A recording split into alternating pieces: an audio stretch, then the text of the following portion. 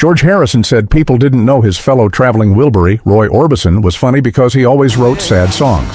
The former Beatle knew what it was like to have people assume things of him. In 1963, the Beatles were on the same tour as the crying singer.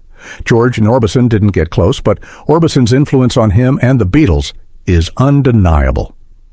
In 1988, George and Orbison became bandmates in the supergroup, the Traveling Wilburys.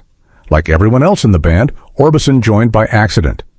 George needed an extra song for his 1987 album, Cloud 9. He asked Jeff Lynne to help him while the pair were out to dinner with Orbison. The older singer asked if he could come to watch them work. They headed to Bob Dylan's studio and picked Tom Petty up along the way. The five rock stars recorded Handle with Care after George realized it'd be silly having them all in the recording studio and not on the song.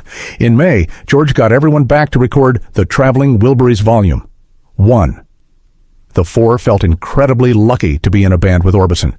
However, Orbison died of a heart attack shortly after the Traveling Wilburys released their debut. His bandmates loved his singing. During an interview with MTV, Georg said, "I've known Roy Orbison since 1963, but I must say I haven't seen him for the last 10 years. Incredible voice. He's like an opera singer." During a 1990 interview with Sunday Sunday, George spoke about how funny Orbison was and how people rarely got to see that side of the musician. All they knew was that he wrote some pretty sad songs. Songs like Crying, Only the Lonely, In Dreams, Running Scared, and Crawling Back paint the picture of loss, despair, and loneliness. NPR wrote, Orbison wasn't afraid to sing about fear, anxiety, loss, or insecurity. Orbison tended to write sad songs because he knew about tragedy. His wife, Claudette, who he divorced due to her infidelities and later remarried, died in a motorcycle accident. In 1968, while on tour in England, Orbison learned his home burned down and his two eldest sons had died. Besides all of that, career troubles plagued him.